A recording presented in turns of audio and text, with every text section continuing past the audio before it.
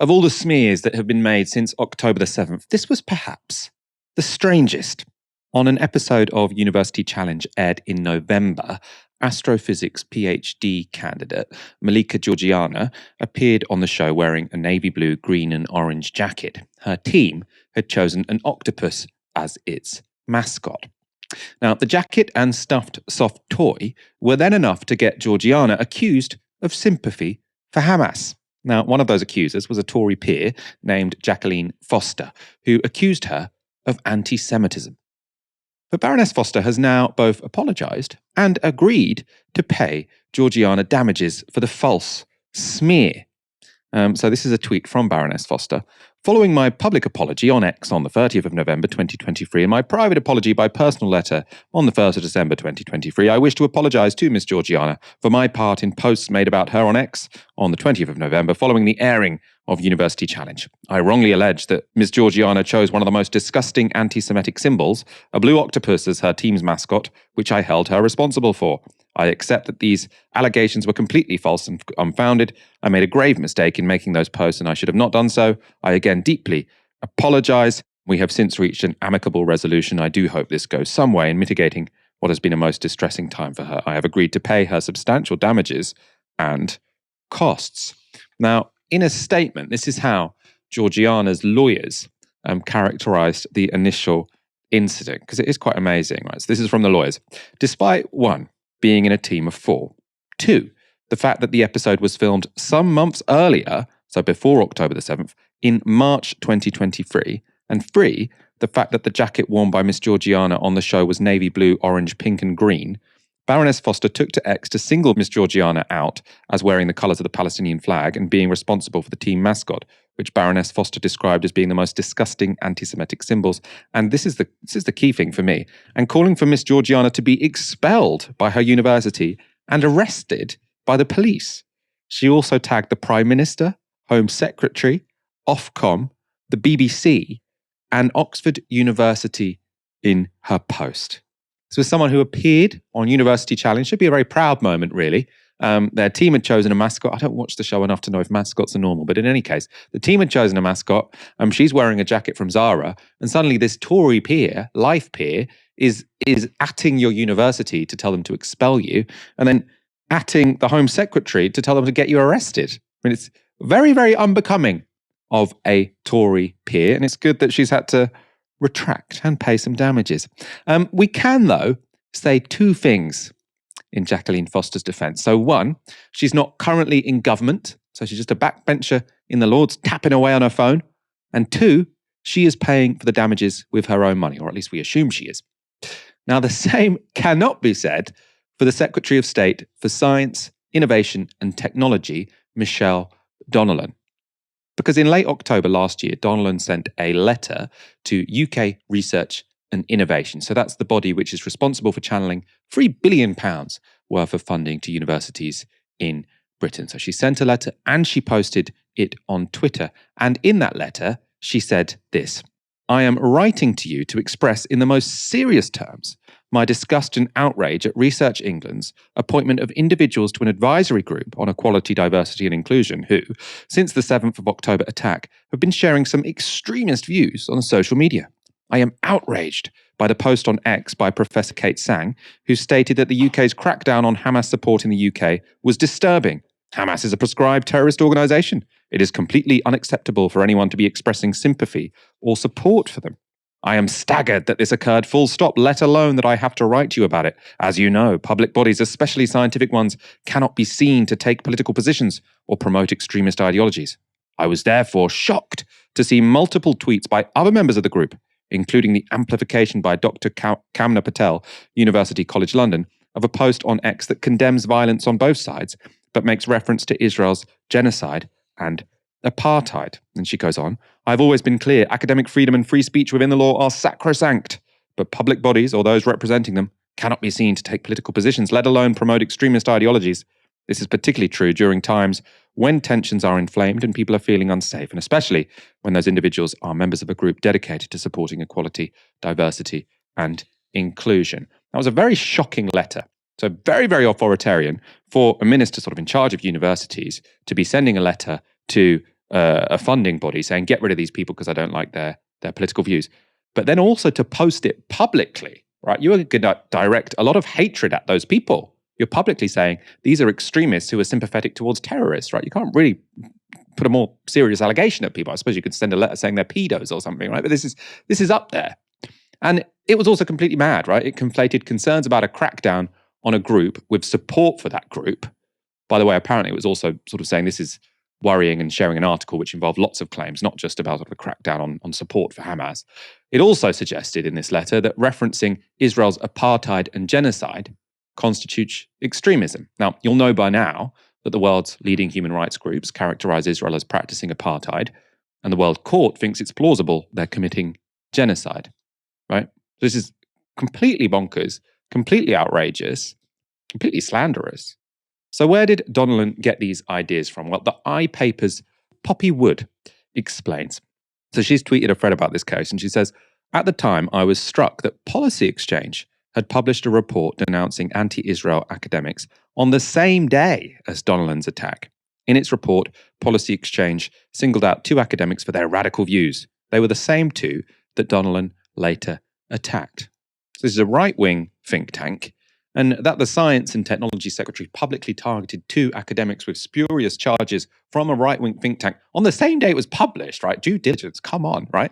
This seems like a pretty disgraceful thing to do. And at the time, other academics agreed. So more than 2,500 of them signed an open letter condemning Donnellan's letter as an attack on academic freedom. And now, like Baroness Foster, Donnellan has been forced to apologise and to pay up. However, this time it's you, the taxpayer, who's had to pay for this act of bullying, which has backfired. The Department for Science, Innovation and Technology have confirmed that taxpayers have covered £15,000 to Professor Sang, which was handed over in an effort to reduce the costs that could result from protracted legal action. Right? So if the professor in question said, no, I don't want to settle, I want to take you to court for some serious money. Like, I mean, I'm not a lawyer, I'm not a lawyer, but this seems like pretty outrageous slander, right? Helena, what can you say about these? I mean, these are two. One of them is a life peer, and one of them is a Tory minister. I'm glad to see that in some sense justice has been done. They've both publicly apologised, both sort of made some kind of financial settlement. But I mean, especially in the case of the science minister, right? The taxpayer is paying £15,000 so that the universities, sort of the secretary in charge of universities, can just randomly smear people on Twitter. Well, why are they tapping away on X like this? I think in the first case with the Baroness, I think it's a pretty unsurprising result of the kind of panic that we've had over support for the Palestinian cause amongst many people. And it's very easy to go away into your phone, as you've said earlier on in the segment, and just tweet something like that and then not realize what you're doing. The second case, though, is really troubling. And I wanted to dig deeper into the kind of position that we've got into, and specifically with regard to the fact that she has essentially lifted a bunch of the claims directly from that policy exchange letter that you mentioned during your segment on this specific issue. Now, it's not been hidden by the government that they are wanting to have some kind of line against what they would describe as woke universities, or the kind of academics that they believe, as we have seen from many commentators, as being full of elites, full of people who are indoctrinating people into this woke left-wing ideology or whatever.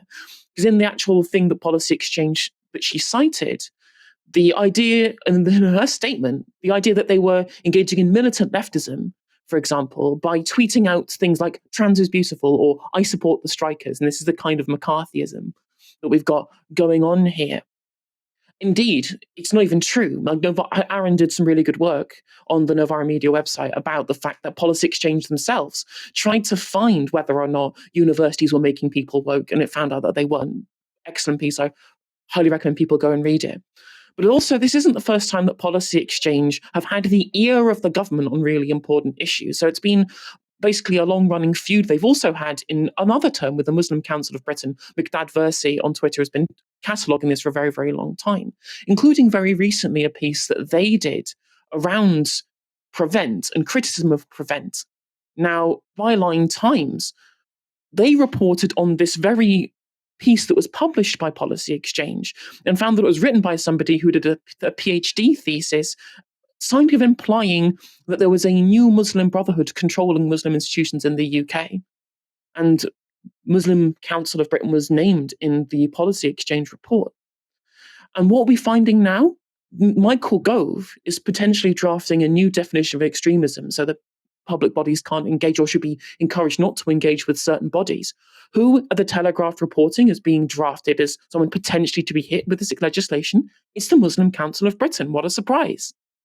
It goes further than this as well. So remember how the government published new guidelines for trans kids in schools? These guidelines were essentially lifted entirely, as reported in The Guardian, from recommendations being borne out by a report in Policy Exchange, written by one of their people who was specifically tasked with looking at policy around trans issues. So they've had plenty of input from Policy Exchange on these issues too. And DSMOG also reported as well that the anti-protest laws also were lifted from a Policy Exchange report called Extremism Rebellion.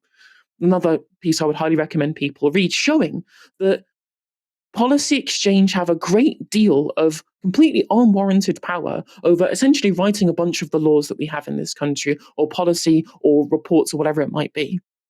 And what's interesting as well is in the wake of this, one of the members of Policy Exchange was criticising the civil service for being biased in some way or for not showing due impartiality. Claims such as having pride badges or pronouns in their email was symptomatic of there being a lack of impartiality in the civil service. But what we actually have at the moment, given how quickly and how much of an ear the government have of Policy Exchange, what they're essentially running is, in my personal opinion, a kind of parallel civil service, doing the job of what should be the civil service in providing advice to the government on issues like this.